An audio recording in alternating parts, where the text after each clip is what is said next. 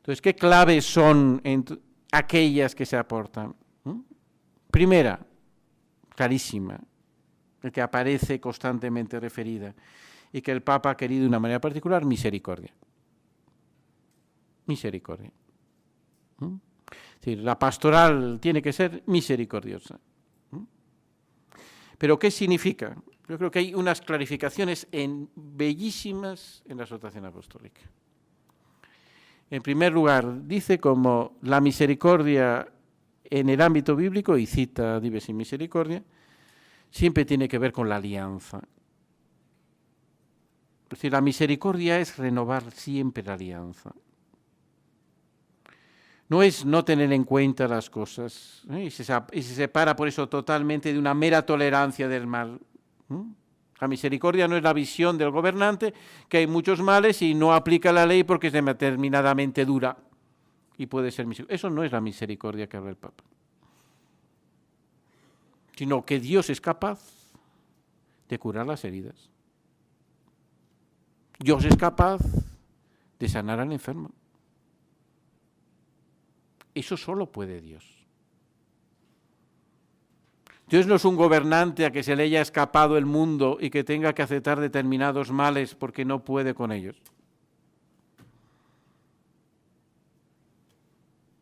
Dios no es simplemente compasivo con lo que sufren las personas, sino Dios es capaz de vencer el mal y de restablecer la alianza donde estaba rota. Es la lógica de la alianza la que comprende la misericordia de Dios. La misericordia es para fortalecer las uniones cuando se han roto. Esa realidad tiene, por lo tanto, que aclara, va a tener un primer referente, que es el amor verdadero. Ciertamente, esa frase, amor verdadero, aparece una y otra vez en la exhortación apostólica, en los capítulos, sobre todo, 4 y 5, como la clave que en el fondo quiere transmitir la exhortación apostólica. Existe un amor verdadero, que es un don de Dios y que es capaz de llevar a plenitud a los hombres. Entonces, recogiendo precisamente todas esas frases en que aparece el amor verdadero, aparece como la clave de interpretación de toda la exhortación. ¿Y a qué tiene que ver? Extrañamente, ese amor verdadero, el Papa lo dirige con a un término que puede parecer culturalmente como tremendamente despreciado y que él da un relieve absolutamente sospechado, y es el término vínculo. De tal modo que para hablar en el capítulo 6 de la preparación al matrimonio, dice toda la pastoral, ya sea prematrimonial o en los primeros años, tiene como fin la preparación al vínculo matrimonial. Y en el capítulo 9, donde está hablando de la espiritualidad matrimonial, dice toda la espiritualidad matrimonial es una espiritualidad del vínculo. Extrañamente da al vínculo matrimonial una fuerza absolutamente inusitada. Claramente a los medios no le interesa para nada esto. Y no va a haber ningún medio que lo vaya a decir. No es una exhortación dirigida a los medios, sino a los cristianos. Esto es esencial, es decir, ¿por qué? Porque cuando se habla de discernimiento, ¿qué habrá que discernir? El amor verdadero que se vive en el vínculo. Esto es lo que hay que discernir. No otra cosa.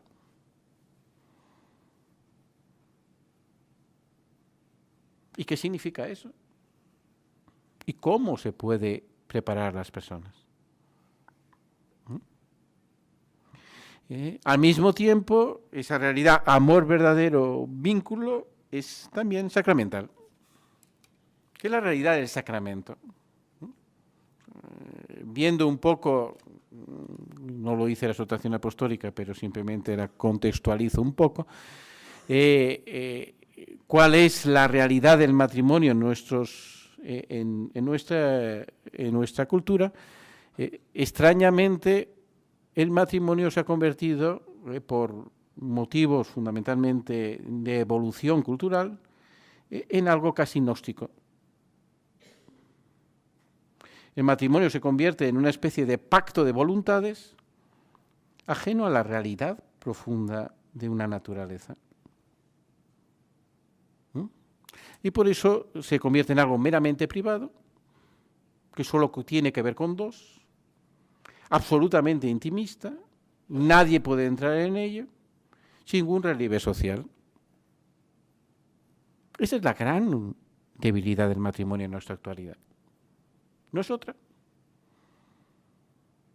El matrimonio, las personas lo entienden como algo simplemente que tiene que ver con dos, no tienen que ver con más, algo absurdo, y la misma exhortación destaca como una de las dificultades actuales más grandes es que por casarse las personas más mayores existe una dependencia con las familias anteriores que dificulta enorme construir la familia actualmente, y se empieza con muchas roces, porque todo el mundo se acuerda de las croquetas que hacía su mamá,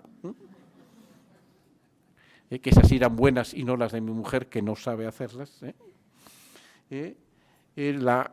Esa realidad, en el fondo, que es separar de una historia en la cual la realidad corporal es fundamental, que es eso lo que constituye el matrimonio con un elemento sacramental. Extrañamente, yo cuando estaba en Madrid, normalmente estaba en una parroquia muy matrimonial, porque teníamos aproximadamente como al menos casi 200 matrimonios al año, y yo llevaba los cursos prematrimoniales, ¿no? Y estaba ahí 17 años, ¿no?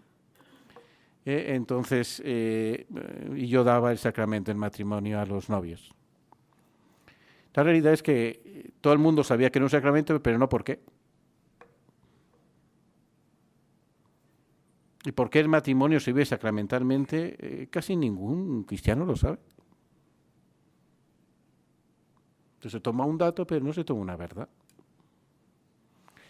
Claro, se habla es que Cristo y la Iglesia pues se unen como esposo y esposa, pero claro, de eso te parece un cuento de hadas, o sea, ¿qué tiene que ver con mi realidad?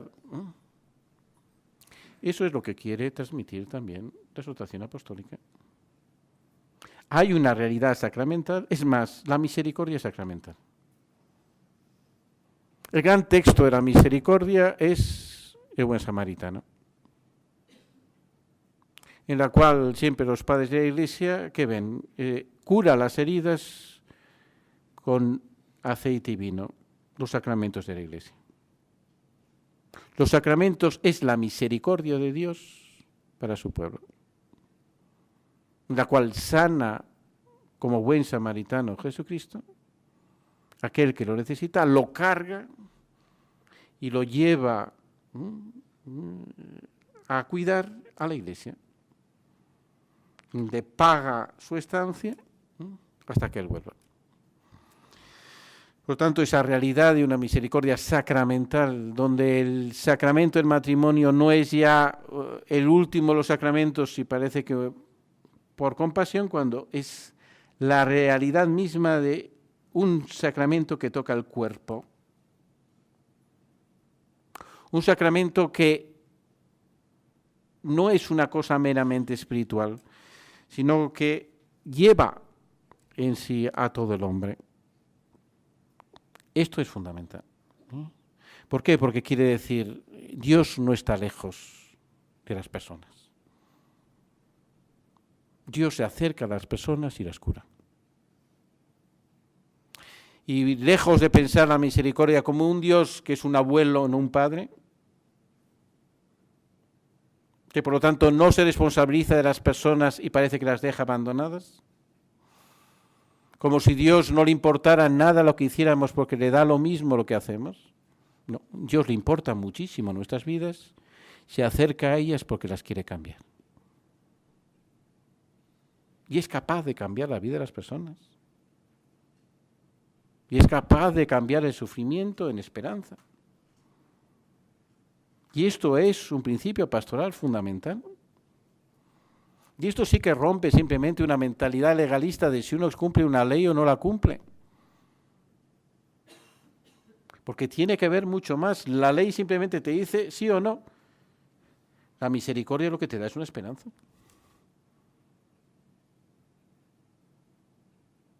Y esto es lo que el Papa quiere transmitir. ¿Eso a qué efectos? Esa realidad misericordiosa tiene en su impacto propiamente pastoral 3 palabras, que son las que titulan el famoso capítulo 8, que es donde todos los medios se han centrado. Y es acompañar, es discernir, es integrar. Las 3 palabras. ¿Pero qué significan las palabras? ¿Qué significa acompañar? Acompañar tiene un correlato inmediato, pero que nunca pensamos en él, y es tiempo. Las personas han querido una solución jurídica a un tema. La solución jurídica a un tema es inmediata, se aplica la ley y se acabó. ¿Qué hacer con los divorciados vueltos a casa de los sacramentos? Que me den una solución jurídica, que lo haga. No lo ha hecho. He dicho, acompañemos a esas personas, lo cual requiere tiempo. No hay ninguna solución inmediata. ¿Qué voy a hacer mañana?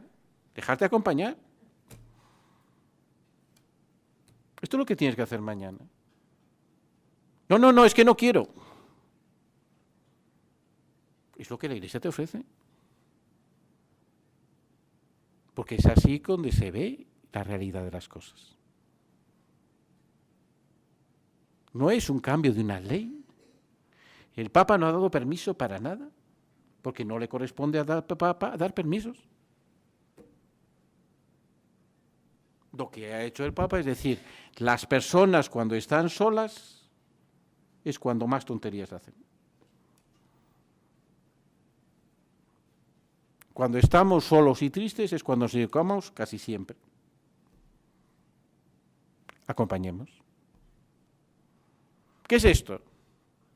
Esto es una conversión pastoral, que es algo de una frase de Evangelii Gaudium en que tenemos que tener como muy en el corazón. Una conversión pastoral significa, en la pastoral nuestra de la Iglesia no acompañamos a casi nadie. Estamos acostumbrados a dar servicios, la gente nos pide un servicio, lo damos. Estamos acostumbrados a dar reuniones, tú vienes a unas reuniones y te doy una charla. No acompañamos personas. Lo que pide el Papa es cambiar eso. Y eso es un cambio importantísimo. ¿Qué significa ese cambio? Tiempo, hasta que empecemos a acompañar.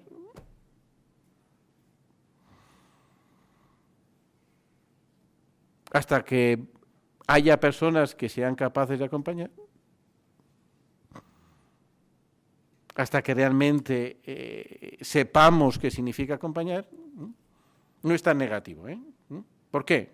Existe un acompañamiento natural y esto hará, creo que permite entender perfectamente qué significa acompañar. Yo he sido acompañado. Mi madre me acompañaba a misa todos los domingos. El primer acompañamiento es la familia. En la familia somos acompañados en nuestra vida en un itinerario de fe.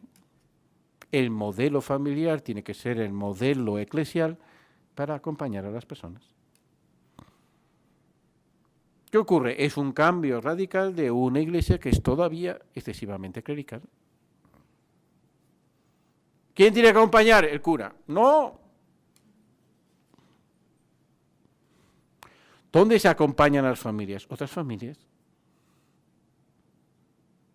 Porque tienen amistad, porque conocen de verdad, porque están mucho más cercanas, porque naturalmente tienen determinados vínculos que ayudan ciertamente a vivir con esas familias. Eso es acompañar. Es allí donde una persona, ¿qué pasa? Una vez que se acompaña, nace una esperanza.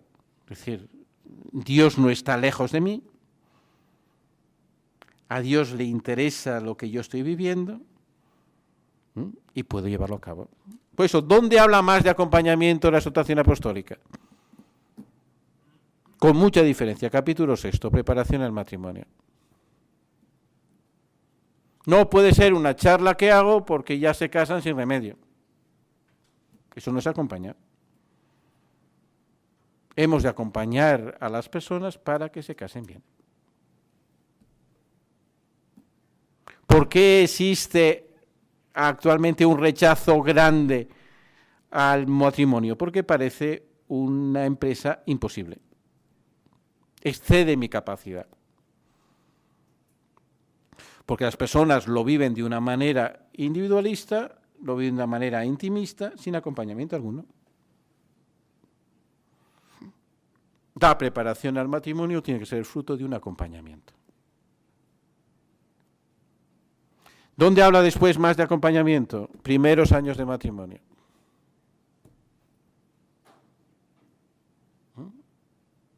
¿Por qué? Resulta verdaderamente farisaico, no se puede decir de otra manera, decir que atendemos a la situación de ruptura cuando el motivo de la ruptura no lo intentamos curar. Cuando más del 60% de las separaciones se producen en los 7 primeros años de matrimonio. Ante lo cual la Iglesia generalmente no hace nada.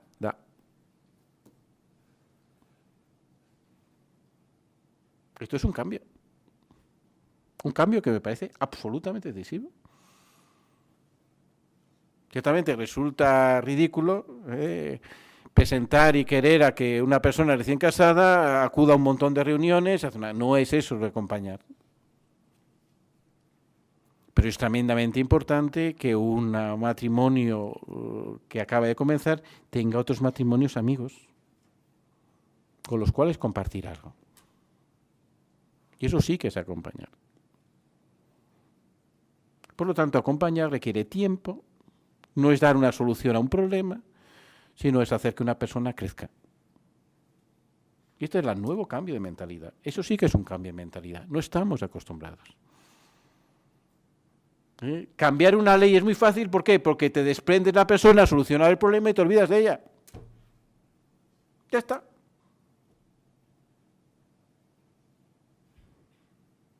No es la solución. ¿Qué significa discernir? Discernir significa una cosa muy sencilla, razones. Obrar sin razones es obrar irracionalmente. Extrañamente, y eso es una de las partes que la exhortación apostólica insiste más, en el fondo tiene por primera vez desarrollado un tema afectivo. Ya habla de los afectos, al menos tiene 5 números habla de los afectivos, que tendrán correlato a los 6 números que hablan de formación afectivo-sexual, en la cual da, por lo tanto, una importancia decisiva diciendo, en el fondo, no son palabras explícitas, pero aquello que hay que transmitir es muy claro. Tenemos como problema un sujeto emotivo. Y la gran dificultad es que las personas se casan con una concepción de amor meramente romántica y se casan con una estructura personal meramente adolescente. Si se casan así, eso es prácticamente un boleto para el divorcio. Porque son incapaces de construir una vida. Eso no se soluciona con un cursillo, necesariamente requiere un discernimiento. Entonces, el tema que hay detrás, que es, yo creo que es suficientemente importante, es darse cuenta que la pastoral actual de la Iglesia tiene que formar sujetos. Tiene que cambiar disposiciones profundas. No basta con repetir cosas. Y en eso toda la idea de que no basta decir ideas que ya están establecidas, cuanto enseñar a personas a vivirlas, es fundamental. O sea, ¿qué es pastoralmente la gran dificultad que tenemos? Pues que uno dice, no voy a misa, ¿por qué? Porque no lo siento. Yo no hago oración, ¿por qué? Porque no la siento. Ciertamente, yo no voy a misa porque la siento, sino porque me encuentro con Jesucristo. Y me encuentro con Jesucristo de un modo que no me encuentro en ningún otro lugar. A veces lo siento más, a veces lo siento menos, pero el encuentro está siempre ahí. Superar aquel que simplemente actúa porque lo siente, no sabe construir una vida. Ese es el problema. Y vivir solo de lo que siente para construir una vida familiar es un gran obstáculo. El sujeto emotivo tiene grandes obstáculos para su vida familiar. Este es el motivo pastoral primero que requiere un discernimiento. Hay que obrar por razones. Razones no, ¿qué son las razones de obrar? Preguntarnos el por qué hacemos las cosas. ¿Por qué actúa así? Ciertamente no es una cosa meramente intelectual, es la razón práctica por el cual realmente encuentro en tantas realidades una fuente de vida. En el fondo, todo esto tiene como modelo, porque me parece que como imagen es tremendamente plástica, el encuentro de Jesús con la samaritana. Es un encuentro pastoral precioso. ¿Qué es lo que dice la exhortación apostólica? Dice, cuando se encuentra con la samaritana, lo que hace Jesús es despertar su deseo para convertirlo en amor verdadero. Es un lenguaje fundamentalmente afectivo, que en el fondo es por lo que empieza la exhortación apostólica, que es, para entenderla bien, y por eso está un lugar, es así, ¿no? Y comienza en el número 1. El deseo de familia permanece vivo, especialmente entre los jóvenes, y esto motiva a la Iglesia. Esto es la exhortación apostólica. ¿Qué hay que discernir? La verdad de un deseo. La gente desea la familia. No como idea, sino como realidad. Un ejemplo que hice yo en Madrid en esos 17 años. Siempre presentaba a la gente, a los novios que estaban ahí presentes, que había naturalmente de todo, de gente que no iba a misa en su primera comunión con toda paz, y tanta gente ya viviendo en convivencia, diciendo, yo, si en una folio os presento todas las normas de la Iglesia sobre la familia, todas, sin saltarme una, pero os digo, si firmáis este papel os va a ir bien. Estoy convencido que todos lo firmaríais. En 17 años nadie me ha dicho que no.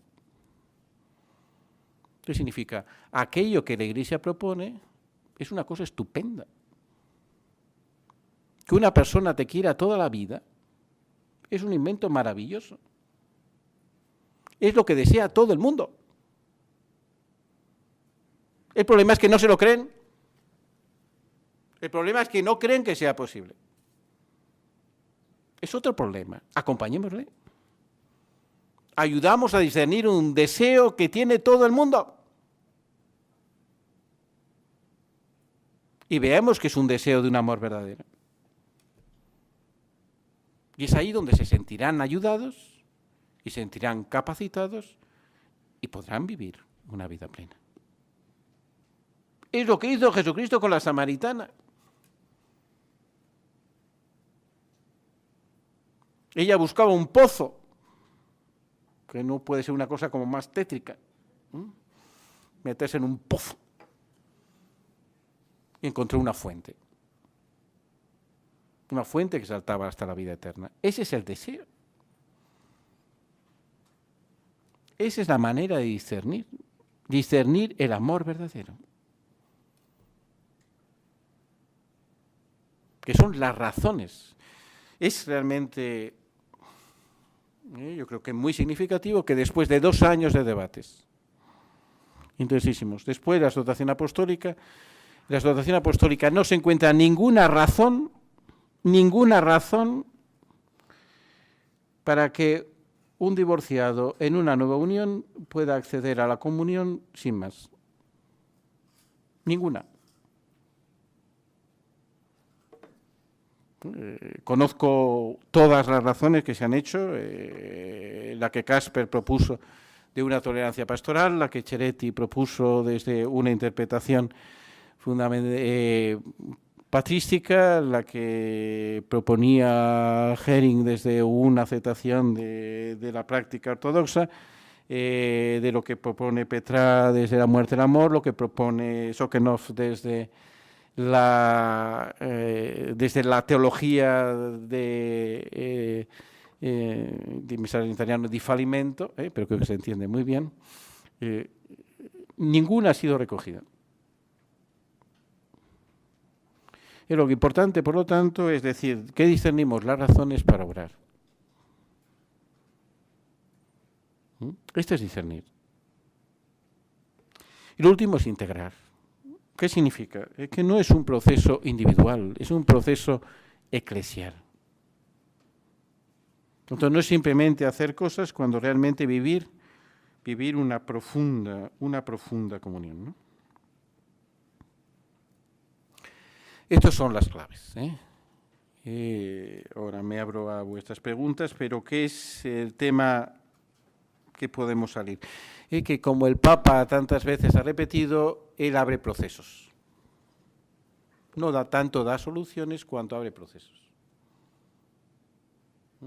Esa idea que él ha repetido muchas veces, que el tiempo es superior al espacio, no se refiere a un hecho meramente filosófico que tendría al menos muchas cosas que decir, que no, cuanto en sentido que vivimos procesos en nuestras vidas. Lo que quiere abrir es un proceso eclesial, en donde el mismo proceso abierto puede dar una profunda novedad, ¿no?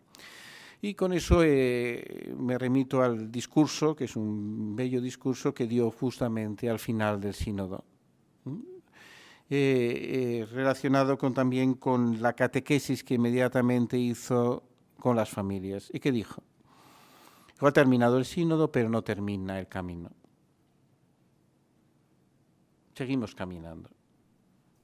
Si sínodo significa camino común, el camino común lo hemos emprendido. Entonces, ¿qué dijo? Se refirió a las familias, diciendo, vosotros sois las que tenéis que caminar. La Iglesia tiene que aprender de vosotras. Es ciertamente una familia que tome en serio el Evangelio de la vida,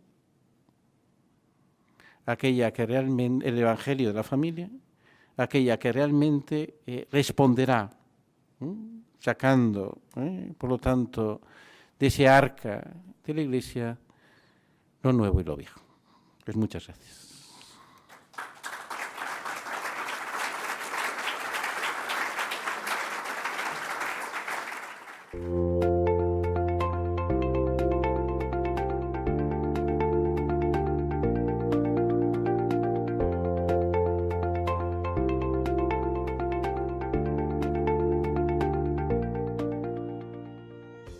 O sea, me preguntan que vaya al pensamiento del Papa. Creo que fundamentalmente, y eso que es una interpretación fundamental, una cosa es lo que piensa el Papa y otra cosa es lo que el Papa enseña. Y tenemos que ver no tanto lo que piensa el Papa, que puede pensar lo que él quiera, cuanto lo que ha enseñado.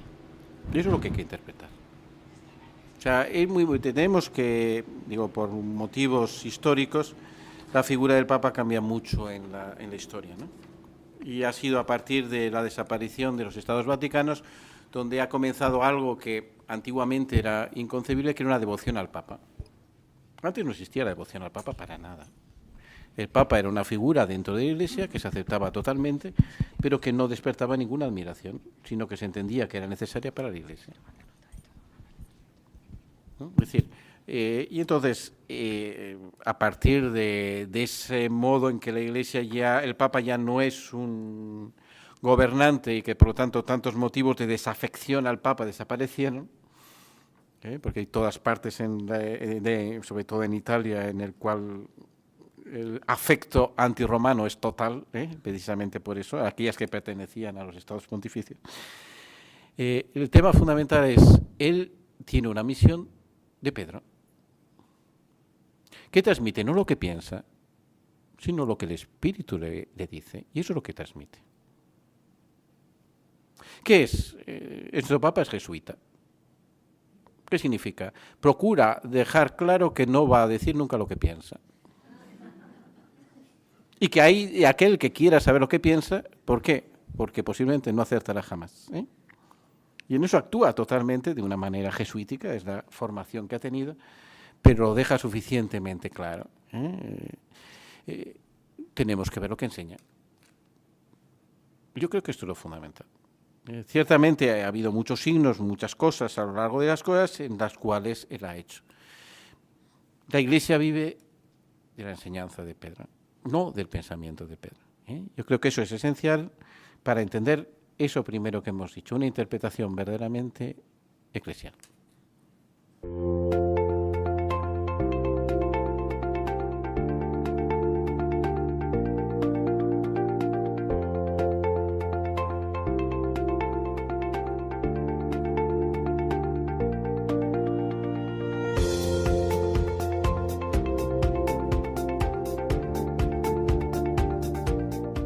Yo creo que fundamentalmente es una... cuando salió ya el título Amoris Laetitia, al menos lo que se comentaba por ahí en Roma, de decir, esto parece, al fin y al cabo, en cuanto a títulos, como una especie de combinación de pocos elementos en cosas, ¿no? Cómo meter el gozo en distintas palabras, pero en distintos documentos, y evangelio y amor, y al final te sale lo mismo, ¿no? Por lo tanto, que hay una profunda continuidad en un intento de evangelización.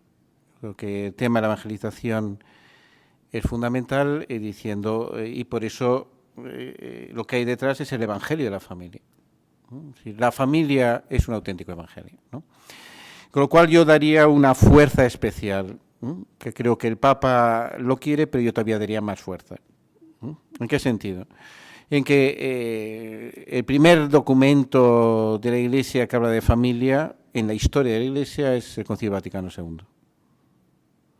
Entonces se ha hablado en los documentos de matrimonio, no de familia.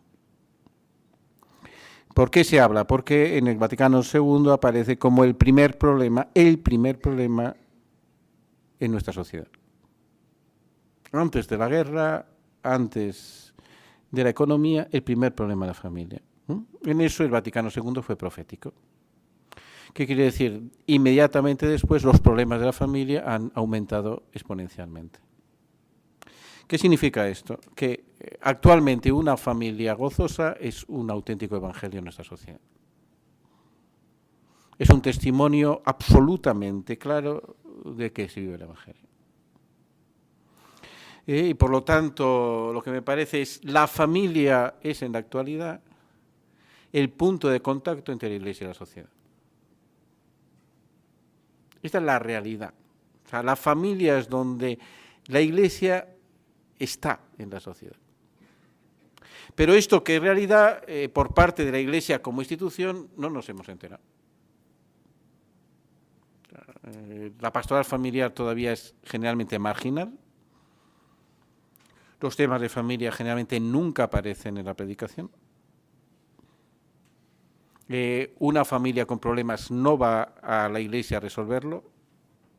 O sea, yo creo que la gran tragedia es esta. Cualquier pobre en cualquier lugar del mundo sabe dónde acudir. Una familia con problemas, no. ¿No ve en la Iglesia una ayuda? Extrañamente, no. Pero es así. Entonces, esa realidad de vivir el Evangelio de la familia es donde la fe es vivida, donde se supera la tragedia de la separación entre fe y vida. Y por eso es creo que lo que de la exhortación apostólica debemos salir es lo que el Papa decía en una de sus catequesis sobre la familia, diciendo la alianza entre la Iglesia y la familia. La Iglesia necesita de la familia para ser un evangelio creíble. Creíble en nuestro mundo. Porque entendemos que es un evangelio vivible. Eso es lo que despierta realmente el deseo y es capaz de llevarlo adelante.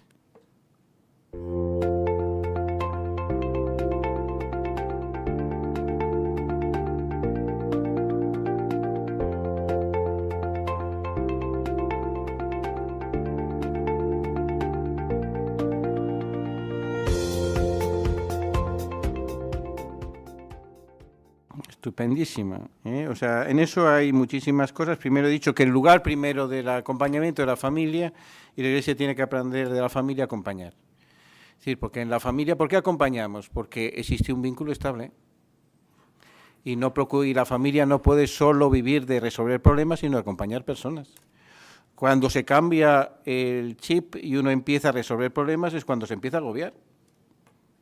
Porque extrañamente los problemas resuelves uno y aparecen 5 más. Y entonces uno mentalmente suele dejar las cosas más importantes cuando no tenga problemas. Pues ya está, las has perdido para siempre. Y entonces una familia que solo vive a resolver problemas es una familia constantemente agobiada y que no sabe respirar. Una familia que acompaña a personas encuentre una fuente de vida en ese acompañamiento. Eso es lo fundamental. O sea, ¿qué significa? La palabra acompañar viene del latín cum panis, aquel con el que partes el pan. Eso es acompañar. Y entonces, ¿qué significa? Para un cristiano significa que seguir a Cristo, que es la vida cristiana, no lo haces nunca solo. Necesitas ser acompañado. Y por lo tanto, claro que un cónyuge tiene que acompañar a otro, porque solo así encuentra realmente una fuente de la vida. Y en ese sentido es auténticamente cónyuge, lleva un mismo yugo. Pero allí es donde descubre ciertamente Cristo. Eso tiene que ver en la exhortación apostólica con 2 elementos. La exhortación apostólica que más habla de caridad conyugal. La Iglesia ha hablado mucho de caridad pastoral, pero existe también la caridad conyugal. ¿Qué quiere decir? La caridad pastoral es lo que lleva al pastor a dar su vida por las ovejas. La caridad conyugal es lo que lleva a dar la vida en un camino de seguimiento de Cristo. Y luego que tiene todo un capítulo, ciertamente es breve, no es más que un inicio, pero que es de espiritualidad familiar y conyugal. Lo cual, ciertamente, ¿qué quiere decir? Que es una vocación a la santidad. Nuestra pastoral no puede ser nunca de sanidad, sino de santidad, es una cosa, y que eso es debido fundamentalmente a que Cristo se hace presente, ¿no? Y la espiritualidad familiar, como lo presenta, no es tanto qué cosas hago, cuanto de qué manera la caridad encuentra su expresión plena en el matrimonio.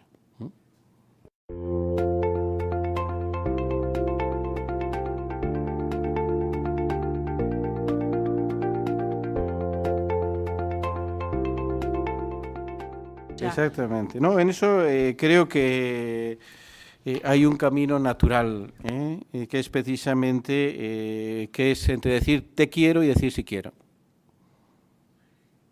Ese es el camino. Le decimos muchas veces te quiero, en catalán te estimo, que queda muy simpática. A decir sí quiero, son 2 cosas muy distintas, requieren un proceso. Lo que hay que dice a la otra te quiero, hay que decir enseñar sí quiero. ¿Qué es la diferencia? Para decir te quiero no digo te quiero a cualquier persona, es evidente. No voy por la calle a decir te quiero, ¿no? Porque sería una cosa espectacular. Pero decir te quiero, uno tiene que mirarse por dentro y ver que no es un afecto cualquiera. Hay algo especial que quiero comunicarle. Y no solo hay que mirarse por dentro, sino hay que mirar al otro y decir cómo se lo digo. Porque lo tiene que entender bien. Tengo que explicar que esa palabra sea verdaderamente significativa. Y por eso generalmente no lo dejamos solo a las palabras. Tiene que haber algún gesto por el cual se entienda que aquello que digo tiene su valor. Todo eso ya es un discernimiento de los afectos. Y eso es importante ahora hacerlo. Esto se ha perdido mucho. ¿Por qué? Porque ahora mismo ni siquiera se dicen te quiero. ¿Comprendes? Realmente muchas veces hay una prueba sexual sin tener que decir te quiero, sin nada. O sea, el amor y la sexualidad incluso se han separado. Ahora ya no se llaman novios nunca hasta que no han pasado 3 o 4 años probándose un poco a ver si lo son. Solo se llaman novios los niños porque tienen que jugar a eso. Pero es así. ¿Qué quiere decir? Hay que recuperar el valor de las palabras. ¿Qué hay que decir? Que realmente uno quiere sentirse querido de verdad. Entonces, a decir te quiero, ¿qué comienza? A decir te quiero, y la otra persona tiene que decir que sí o no, y se crea un vínculo. ¿Y el vínculo qué es? Ya es más que un sentimiento. Los afectos crean vínculos, y los vínculos crean obligaciones. Por lo tanto, el amor no es mera espontaneidad, sino que tiene que ver con cómo respondes a las obligaciones de los vínculos. Esa es la amistad. La amistad es el ejemplo más claro de obligaciones que nunca van a expresarse con leyes, pero que uno se siente obligado porque es tu amigo. Porque existe un vínculo afectivo. Y eso llega al decir, sí quiero. Cuando uno dice sí quiero, no dice a su propio afecto. Que es en cambio lo que tantos novios, cuando dicen sí quiero, se están mirando a sí mismos. ¿Cómo va a decir sí quiero a lo que siento en ese momento? Eso es ridículo. Estás diciendo si quiero a un plan de Dios. Que es otra cosa. Es que ni siquiera es un querer, es recibir un don. Y eso es precisamente lo que el acompañamiento puede ayudar enormemente, porque estás discerniendo la verdad de un deseo.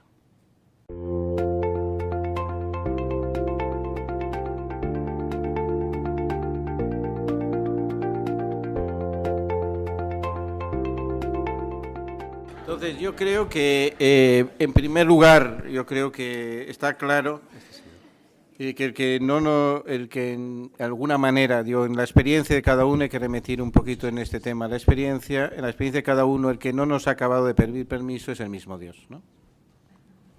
Es el que se ha entrometido en nuestras vidas, ¿eh? Y entonces, ¿qué es entrometerse? Entrometerse yo no creo que es tanto cuanto encontrarse. Y cuando habla el Papa de una cultura del encuentro, significa realmente tenemos que encontrarnos las personas, y para eso hay que pasar de un simple formalismo de qué bien estamos, ¿no? Por eso el tema del emotivismo es un tema, es el gran tema. Y cuando estoy hablando, Alasdair MacIntyre, este famoso filósofo, uno de los más importantes éticos de todos estos últimos 50 años, pues él lo vio clarísimamente. El gran problema de nuestra sociedad es el emotivismo. Las personas obran solo por sus emociones y no por razones. Entonces se mueven de manera utilitaria en las cosas externas, pero se mueven de manera totalmente emotiva en las internas, y eso destruye sus vidas. Ciertamente os hacía los años 80, en donde la figura sociológica eran los famosos yuppie, que trabajaban como locos y vivían como locos, y la consecuencia es que acabaron todos en esas cosas. No se puede jugar con los afectos, porque uno se rompe. Y ciertamente todas las rupturas en ese motivo de la alianza pues se deben en gran medida a un emotivismo que hay que curar. ¿Pero eso qué significa? Ya termino. Significa educación. Nuestro sistema educativo basado simplemente en el concepto de autonomía crea personas emotivas, porque se crea la autonomía como una especie de vacío en donde la gente no se entromete. Nuestra manera de incorporar a las personas a los procesos fundamentalmente sociales crea personas emotivas, y ciertamente no tenemos todavía en la Iglesia asumido la cuestión grande, que es la que esta exhortación presenta, de cómo formar un sujeto cristiano de un sujeto emotivo. Pero podemos, porque dice, tiempo, ¿qué significa? Gracias a Dios, como todos sabéis, los niños nacen pequeños, ¿verdad? Es una cosa buenísima, porque si naciera directamente un adolescente, pues todas las familias ciertamente enloquecerían. Entonces, esto nace pequeño, pero tiene una gran vitalidad y podemos hacerlo crecer.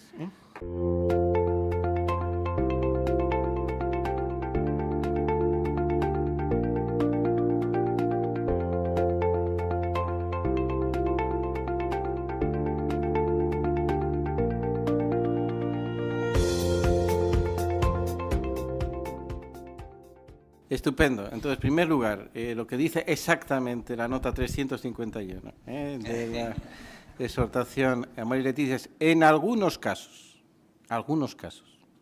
no dice cuáles. Las referencias son situaciones irregulares, algunos casos. Podría, condicional, no dice qué condiciones. Con la ayuda, no dice recibir, de los sacramentos. Eso es la nota famosa. Es la nota famosa. Es decir, yo creo, como ejemplo de claridad no sirve. Por eso es. Entonces, ¿qué significa? Que ciertamente pongo algunos primeros criterios que me parece facilísimamente. Antes ha citado a pie de página textos legislativos. Es decir, con eso él se apoya en textos legislativos que dice precisamente como en el caso de los divorciados en Nueva Unión, no basta, por consiguiente, la mera presunción subjetiva de estar en estado de gracia para poder recibir la comunión. Por lo tanto, el criterio anterior no se puede aplicar en este caso. En algunos casos, desde textos legislativos, no se puede aplicar. Primera cosa. Entonces, ¿a qué se refiere? Lo que se refiere fundamentalmente, yo creo, para no entrar ciertamente en casuística, significa a otro tipo de situaciones en las cuales una persona, por un motivo interno, no comprende suficientemente una ley, por lo cual se puede en algunos momentos hacerla. Como no, ¿por qué no ha expuesto más? Porque no ha querido más. Por consiguiente, precisamente lo que es importante en el criterio de coherencia anterior que expresé, las mismas fuentes a las que acuden ayudan a decir en qué casos, ciertamente, y como en el caso en el que constantemente se pone, que es el caso de los divorciados en una nueva unión, dice, no se puede aplicar lo que esa nota dice, no se refiere a ese caso, es lo que se puede decir. Muy bien. Bueno, muchísimas gracias, doctor Brezsova, y a todos ustedes por venir aquí. Y nada, con esto damos ya por concluido el acto. Muy bien.